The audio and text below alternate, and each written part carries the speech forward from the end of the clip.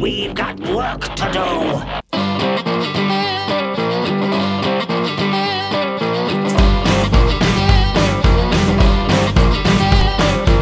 Hey guys, hello gorgeous.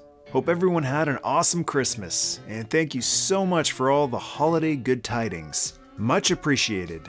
We're heading into the new year, and what better way to devastate 2018 and construct 2019 than with this Patreon special missions request from Ninja Level Tribe member Joe. And it's for the 2015 Combiner Wars Constructicons, who merge into Devastator! Who's still available at Big Bad Toy Store in the San Diego Comic Con exclusive version, as well as the Takara Tomy Warriors Unite version.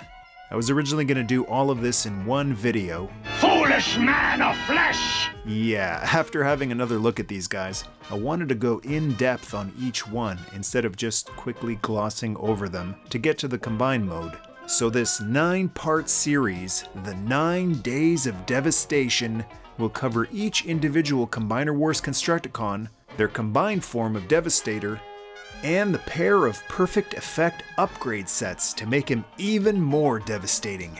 The box is pretty massive and has a nice glossy elevated part to it for the Devastator image. All 6 Constructicons are pictured on the front, and for those not familiar with them, a reassurance is also given that Devastator is in fact included. The back of the box features images of the Constructicons in robot and construction vehicle modes, along with a giant image of the toy form of Devastator. You actually have to stand the box upright to look at the back of it. And it boasts a whopping 18 inches or 45 centimeters in height, making him masterpiece scale. And a nice touch on the side, the 6 Constructicons are pictured, and with their original G1 names too. So nice when trademarks haven't elapsed and our old favorites get to be called by their original names, instead of weird amalgamations like Bone Scrapper or Mix Hall. Let's kick off the series with the con I've always considered to be the leader of the group, or at least co-leader. Scrapper! If you were a big fan of the original G1 Constructicons, They were works of art. then you're going to love these Combiner Wars versions. They're a wonderful blend of both the G1 toy and the cartoon versions. If you want to have them in a static, brick-like stance like the original, which had limited articulation, you can. But where this calculating con really comes to life is when you take advantage of his added articulation. He may not be an official masterpiece transformer, but his posability is not too far behind that of his much more expensive siblings. He has major hip range, great bend in the knees, and even great ankle tilt too for wide-legged stances that allow his feet to still be flat on the ground for stability as well as look.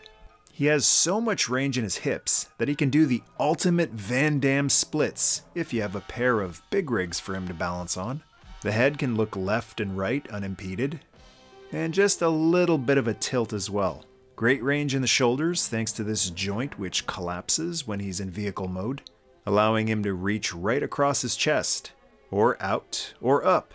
The fists are just like the G1 fists, just a solid piece with a hole drilled in it. And you know what? I actually like it. It reminds me of the G1 versions of Transformers. I like the individual fingers on the newer Masterpiece and third-party offerings, but a lot of the time, they can't grip very well, or the fingers look too thin. So nice solid fists with a hole in them that firmly hold the weapons is a welcome throwback for me. The waist looks like it should turn, but is solid, but he does have a little bit of waist articulation. He can reach up and stretch to the side, thanks to the ankle tilt he has while he's the leg of Devastator. That ankle only bends one way though, so he can't actually reach the other way. There isn't any sort of instruction on which Constructicon gets which weapon, but Scrapper ended up with these dual wing-like blasters by process of elimination, since all of the other weapons fit the looks of the other Constructicons better in my opinion, and the wing blasters look best in a straight arm pose, which Scrapper excels at since he doesn't have an elbow bend. It looks like he does, but it's just an elbow swivel, which doesn't do much good. The wrists have some range though, mainly because it's part of the transformation. They can bend in or out. The lack of elbow bend is this figure's biggest drawback for me. and especially stands out because of the fantastic lower body articulation. But luckily, there is an upgrade by Perfect Effect that remedies this issue. Nice sculpt on the wheels, which are hard plastic, since they just don't make rubber like they used to for toys. The coloring is sparse, like on G1 Transformers, but is really nicely done. Nice shimmering silver used on the legs, torso, and chest, along with some gold on the waist. Great paint on the head too. And a little past meets present. Here he is with his G1 counterpart. I love how the coloring on the original torso has been recreated for the Combiner Wars version. Hard to tell through the camera lens, but the new version is a much brighter green. The purple is also more purpley on the new version too. The original is more of a bluish purple. The biggest thing I miss from the original version though is the chrome. The G1 version had nice shiny chrome on the legs and the wheels, while the new version just has silver. Nice silver, but kind of flat looking when you compare it to the 80s chrome. And that wheel on the new version looks even cheaper when you compare it to the original. And here's Scrapper with the rest of the Combiner Wars Constructicons. He scales perfectly, one of the smaller members of the team, but still with a powerful stature. And he goes perfectly with the Masterpiece scale. Now, that's what I call a masterpiece. Smaller than Megatron, and just a bit smaller than Starscream, but quite a bit bigger than Rumble or Ravage. The G1 Constructicons were far too undersized compared to the other Transformers of that era, so I'm glad this set presents them in the size they should be compared to the other Masterpiece bots, even if this wasn't the line they were intended for. And here he is alongside a few Autobots. He's just a bit taller than Prowl, but quite a bit more bulky, and he's about twice as big as Cliffjumper, with half the attitude of course.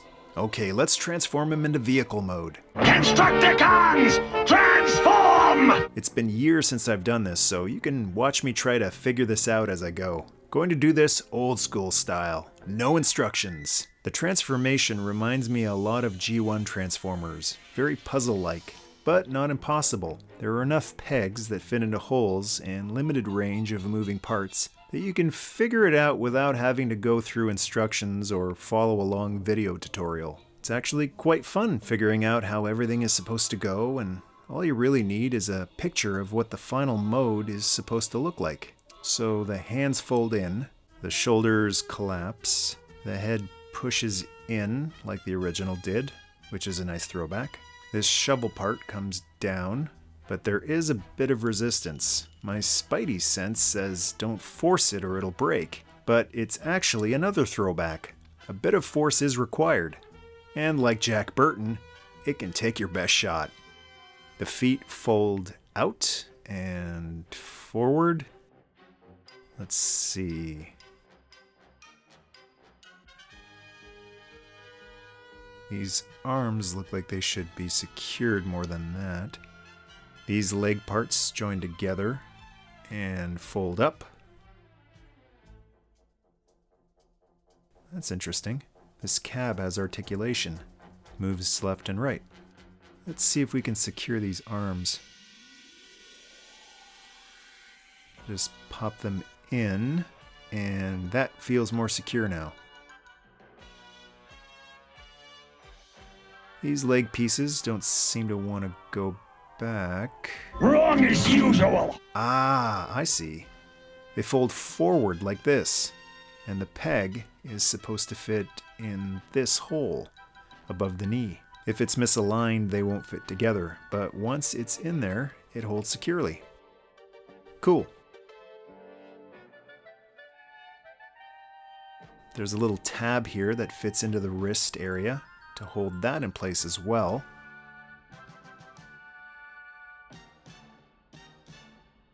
And do the other side as well.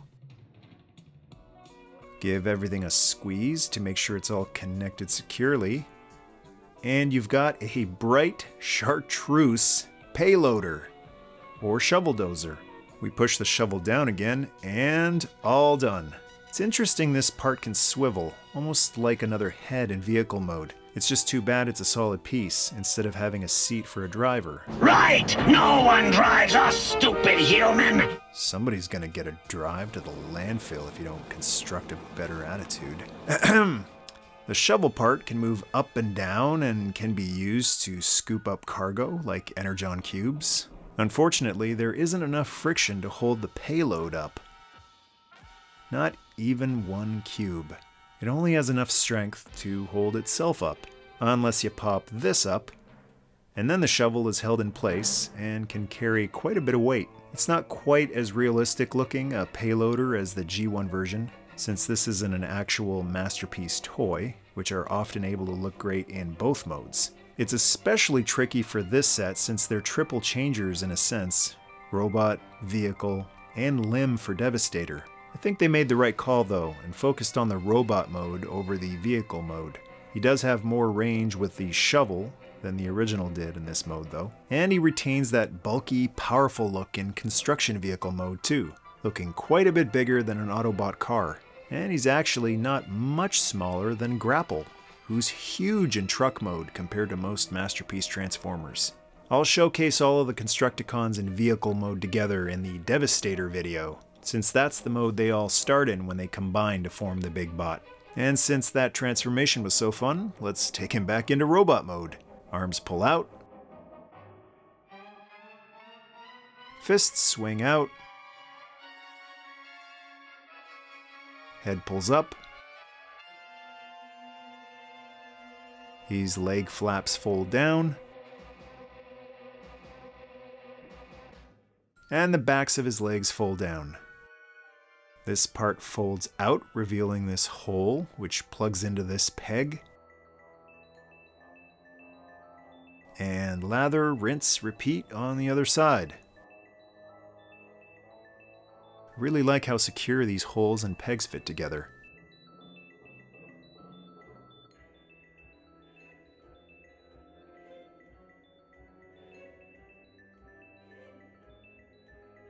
Pull this shoulder joint out, and these elbows. Yeah, we'll definitely have to construct an upgrade for these. And that's Combiner Wars Scrapper, the leader of the Constructicons, or co-leader with this guy, who we'll be taking a look at in Part 2, Hook. Thanks to Joe for the request, and thank you for watching and supporting the channel. Stay tuned for more Days of Devastation. For more toy-related content, check out my Twitter, Facebook, and Instagram pages listed in the show notes below. And if you want to join a team as cool as the Constructicons, check out patreon.com/MichaelMercy for our constructive community. Feel free to share the video if you enjoyed it, and to join the tribe, hit subscribe. Come on, let's get out of here. Nerdmaste.